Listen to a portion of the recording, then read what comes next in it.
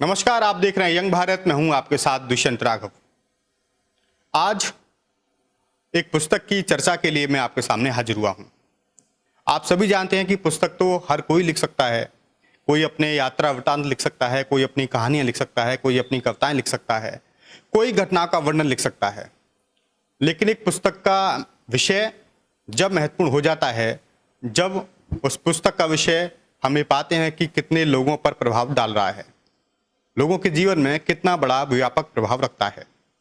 और आज ऐसे ही बड़े विषय पर एक पुस्तक मेरे साथ एक लेखक हाजिर हैं और नाम है इनका दीक्षांत सूर्यवंशी।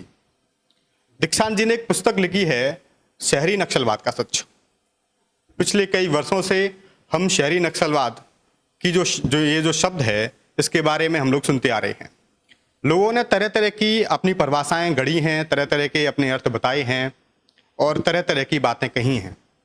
लेकिन दीक्षांत सूर्यवंशी जी ने इस पुस्तक में लगभग 19 प्रतिष्ठित जो पत्रकार हैं, कुलपति हैं, उनके लेखों को शामिल किया है।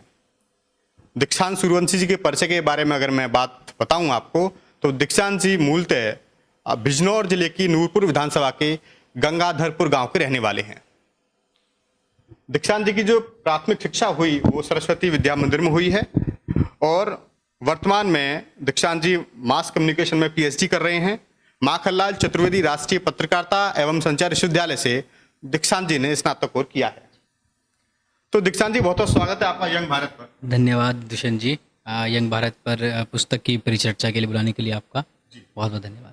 तो दीक्षांत जी, सबसे पहले हमारे दर्शकों को अपनी पुस्तक दिखाइए। पुस्तक आप सभी के सामने है और इस पुस्तक को इतना प्यार मिल रहा है और विषय बिल्कुल बहुत व्यापक है, देश की सुरक्षा अस्मिता से जुड़ा हुआ है। तो युवाओं में एक चर्चा का विषय है पुस्तक को लेकर। एक संपादक होने के नाते मेरे लिए एक खुशी की बात है कि युवा जो हैं वो देश से जुड़े विषयों के बारे में, देश के आंतरिक सुरक्षा, बाह्य सुरक्षा के बारे में लिखी हुई पुस्तक पर इतना मंथन कर रहे हैं और विचार कर रहे हैं। मेरे लिए एक सौभाग्य की बात है। इस पुस्तक के बारे में भी थोड़ी जानकारी मैं दर्शकों को दे दूं कि ये पुस्तक 130 पेजों की है और इस पुस्तक को नेशनल लाइब्रेरी डेवलपमेंट ट्रस्ट ने प्रकाशित किया है। बहुत जल्दी ये पुस्तक आपको अमेजोन पे मिलने वाली है और काफ़ी किफ़ायती भी ये पुस्तक है। इसका दाम क्या है दीक्षांत जी? इसका भी दाम जो तय हुआ है वो 150 रुपये है और इस पुस्तक से जितना भी रेवेन्यू जनरेट होगा, जितना भी वो पूरे देश भर में हमारा एक योजना है नेशनल लाइब्रेरी डेवलपमेंट ट्रस्ट के साथ पुस्तकालय खोलने की, उसमें हम वो दान करेंगे। तो आप कुछ नहीं कमाएंगे पुस्तक से? नहीं, पुस्तक से कमाने का है वो हाँ समाज के लिए है और विषय क्योंकि सामाजिक है तो अपना तो यही है कि इस विषय पे लिखने की एक मुझे वातावरण मिला और प्यार मिला, तो यही मेरे लिए बहुत पर्याप्त है। आपने इस पुस्तक का जो दाम है बड़ा वाजिब रखा है और इसके लिए आप बधाई के पात्र हैं, क्योंकि हम लोग देखते हैं जब विश्व पुस्तक मेले में जाते हैं और दुकानों से किताबें खरीदते हैं कि किसी का 500, किसी का 1000, किसी का 700, तो आम जो लोग होते हैं उनकी पहुंच से वो पुस्तक बाहर होती है। तो इस पुस्तक का दाम आपने 130 रुपया 150 रुपये रखा है, तो आप उस पुस्तक को ले सकते हैं। और मैं मानता हूँ ऐसा कि जो दीक्षांत जी इस पुस्तक के बारे में बताएंगे उसको और इसकी खूबियों के बारे में, इसको पढ़ करके जरूर शहरी नक्सलवाद का सच क्या है आप जान पाएंगे। शुरुआती दौर में मैं दीक्षांत से पूछना चाहता हूँ, दीक्षांत जी, शहरी नक्सलवाद का सच, ये जो शब्द है जी, इसकी अवधारणा कहाँ से आई? ये शब्द कहाँ से पैदा हुआ? शब्द के मायने क्या है? जी, अगर मैं बात करूँ शहरी नक्सलवाद की सच की अवधारणा कहाँ से आई, शहरी नक्सलवाद एक ऐसी जटिल समस्या है। शहरी नक्सली वो एक जटिल समस्या है आंतरिक सुरक्षा के लिए देश की, जो सबसे बड़ा खतरा है। जो लोग यूनिवर्सिटीज़ में बैठकर, मीडिया संस्थानों में बैठकर, बड़े बड़े कॉरपोरेट हाउस में बैठकर देश को तोड़ने का षड्यंत्र रचते हैं और देश की अस्मिता को चोट पहुंचाने का काम करते हैं, वो शहरी नक्सलवादी होते हैं। वो हमारे बीच ही रहते हैं, हमें लोगों को पता भी नहीं होता कि वो क्या सोच रहे हैं, लेकिन उनके जो कनेक्शन रहते हैं देश के बाहर भी देश को तोड़ने वाले लोगों के साथ रहते हैं और देश के अंदर जो माओवादी लोग हैं उन लोगों को वो बौद्धिक ताकत देने का काम करते हैं। वो प्रोफेसर्स हो सकते हैं, वो मीडिया कर्मी हो सकते हैं, वो लॉयर्स हो सकते हैं, वो शिक्षाविद हो सकते हैं, प्रोफेसर्स हो सकते हैं, जितने भी प्रतिष्ठित वाइट कॉलर वाले लोग हैं वो हो सकते हैं। उदाहरण के तौर पर आप देख सकते हैं प्रधानमंत्री मोदी जी को एक की हत्या करने का एक षड्यंत्र पिछले वर्ष हुआ था, तो उसमें कई प्रोफेसरों के नाम आए थे। महाराष्ट्र से भी, दिल्ली से भी, दिल्ली यूनिवर्सिटी के प्रोफेसर थे। और उसी प्रकार आप देखते हैं जेएनयू में किस तरह के घटनाक्रम होते रहते हैं, देश को तोड़ने की बात करते हैं वो। भारत तेरे टुकड़े होंगे इंशाल्लाह इंशाल्लाह, तो वो कौन है? वो स्कॉलर्स हैं जो भारत के ही पैसों पे पल रहे हैं। हम लोगों के ये बड़ा गंभीर विषय है कि जेएनयू जैसी प्रतिष्ठित यूनिवर्सिटी और उसमें अगर भारत के विरोध के नारे लगते हैं, भारत तेरे टुकड़े होंगे इंशाल्लाह इंशाल्लाह, तो कहीं ना कहीं ये दिखाता है कि हमारे देश की जो एकता है, जो अखंडता है, उसको तोड़ने का कितना बड़ा कुत्सित प्रयास इन लोगों के द्वारा किया जा रहा है। जी, और ये बड़ा एक आत्मचिंतन का विषय है युवा पीढ़ी के लिए और समाज के लिए, कि जिन लोगों को हम एक आदर्श मान लेते हैं कि इतने अच्छे स्कॉलर्स हैं, इतने अच्छे मीडिया कर्मी हैं, इतने अच्छे प्रोफेसर्स हैं, उन लोगों को हम आदर्श मान के रखते हैं, और वो लोग जब इस तरह के घटनाक्रम करते हैं देश को तोड़ने के लिए, तो एक युवा हताश तो होता ही है, और इन पेशों से एक प्रासंगिकता भी उनकी कम होती है। तो ये एक बहुत बड़ा गंभीर विषय है और इस पर काम करने की अभी और ज़रूरत है। ये तो सही नक्सलवाद जो पुस्तक है, हिंदी में पहली पुस्तक है देश भर में जो एक संकलन लेखों का आया है इस विषय पे, लेकिन अभी तक इसमें किसी ने इस पर लिखा नहीं है हिंदी में, हिंदी भाषा में। पुस्तक के लेखकों की आपने बात करी, संकलन की बात करी, इसमें कुछ बताएंगे, कुछ नामचीन नाम जी, हैं जो इसकी पुस्तक की जो भूमिका लिखी है हमारे अखिल भारतीय विद्यार्थी परिषद के राष्ट्रीय सह संगठन मंत्री आदरणीय श्री श्रीनिवास जी भाई साहब ने लिखी है। और इस पुस्तक में राकेश योगी जी जो गुरुग्राम यूनिवर्सिटी में प्रोफेसर हैं, वरिष्ठ पत्रकार रहे हैं, और प्रोफेसर के.जी. सुरेश जी जो अभी माखनलाल चतुर्वेदी राष्ट्रीय पत्रकारिता विश्वविद्यालय के कुलपति हैं, और प्रोफेसर अमिताभ जी जो भी मणिपाल यूनिवर्सिटी के जयपुर सेंटर के मास कम्युनिकेशन डिपार्टमेंट के डीन है, उनका इसमें मार्गदर्शन मिला है, गाइडेंस मिला है। और अगर मैं लेखकों की बात करूं तो लेखकों को हमने ऐसे चिन्हित किया था, हम पुस्तक की जब रूपरेखा बन रही तो 5 भागों में इसे विभाजित किया था।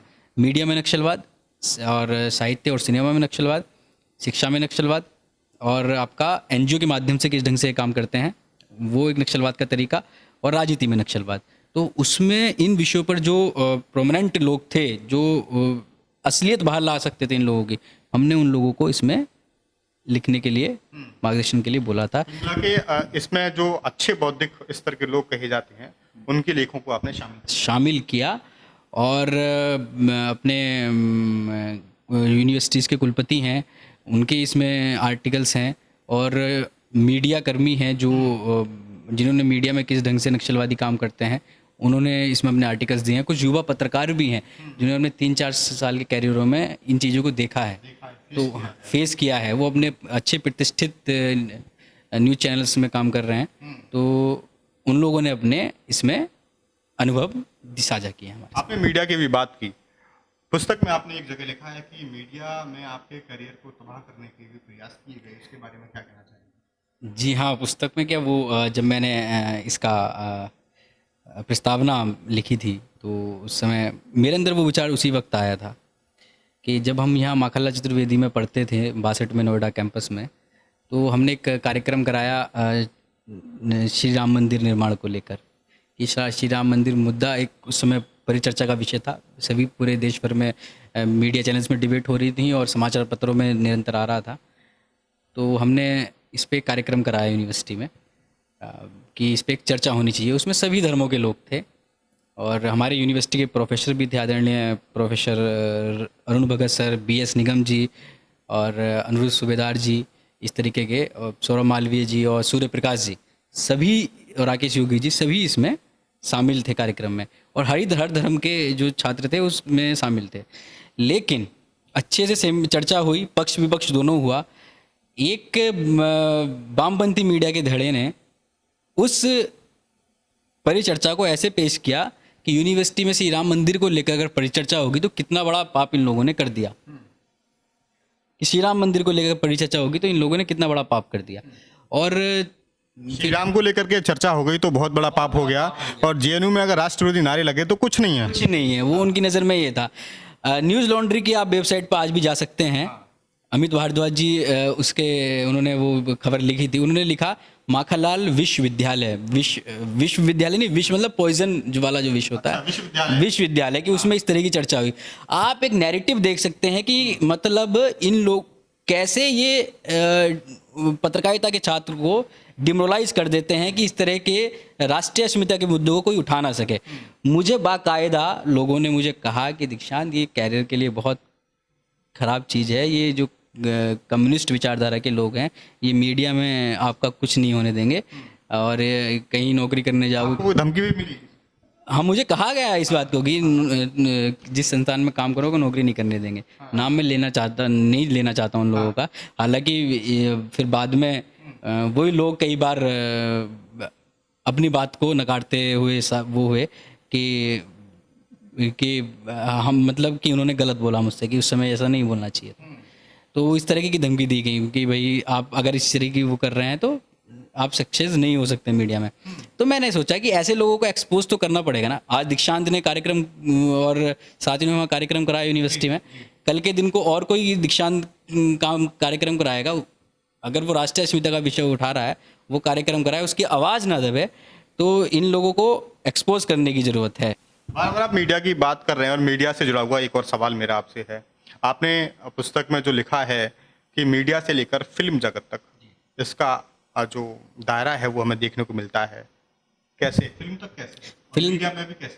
फिल्म तक अभी आपने देखा होगा मनोज मुंतशिर साहब ने एक वीडियो जारी की, उसमें उन्होंने बोला कि क्या कहते हैं कि वो आज भी हमें महाराणा प्रताप को महान साबित करने के लिए संघर्ष करना पड़ रहा है, क्यों आज भी बच्चों को उन्होंने भी बात कही कि जैसे गधा पढ़ाया गया था हमें, जैसे गणेश पढ़ाना चाहिए था।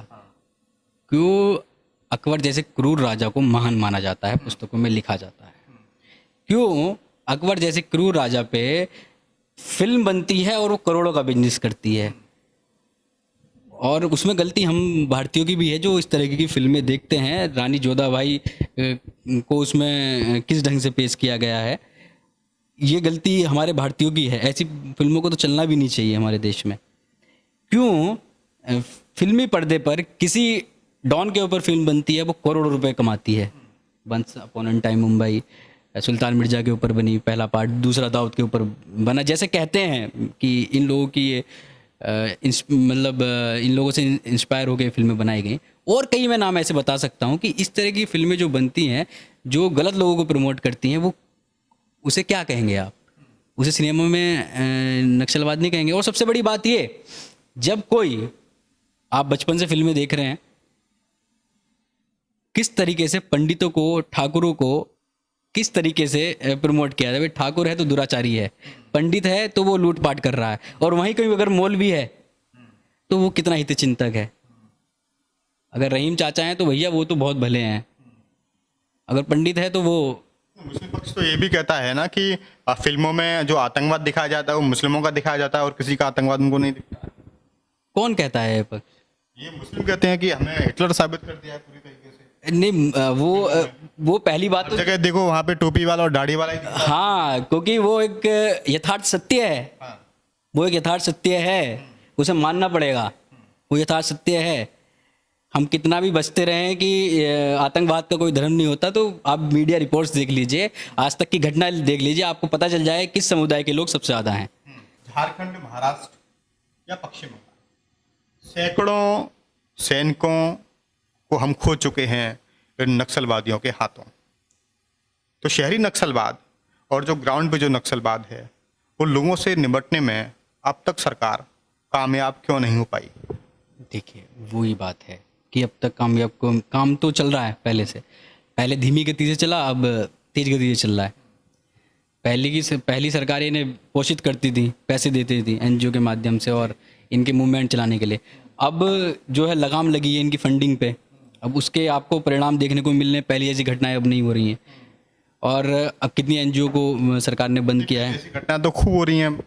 नहीं, आप तुलना कर लीजिए ना पहले कि किस ढंग से ये लोग रोज़ दूसरे दिन खबर आती थी कि दंतेवाड़ा में ये हो गया, झारखंड के किसी इलाके में इतने सैनिक मारे गए। अब उन चीज़ों पे लगाम लगी है। एकदम से कोई चीज़ नहीं हो सकती। आप मान के रखिए कि इन लोगों का भी एक तंत्र है, एकदम से कुछ चीज़ नहीं हो सकती, लेकिन काम चल रहा है। इतना हमें एक सिटीजन होने के नाते मुझे भरोसा है। हमारे माँ माटी और मानुष की लड़ाई लड़ते हैं, वो तो जंगल बचाओ के आंदोलन की बात कहते हैं नक्सलवादी। दिक्कत तो ये कहते हैं कि हम लोग तो उसको चाहते नहीं, हम नहीं चाहते कि सरकार का इंटरफेयर हो कोई, लेकिन साथ साथ में अपनी सरकार बनाना एक तरीके से वो विचार जो है वो कहीं ना कहीं माँ माटी और मानुष की जो लड़ाई है उस विचार को कहीं ना कहीं वो दूसरा रास्ता दिखाता है। देखिए, माँ माटी मानुस विचार, अगर माँ माटी मानुस तीनों से आप भी जुड़े रहे होंगे, मैं भी जुड़ा रहा हूँ, इनके बिना कुछ है नहीं।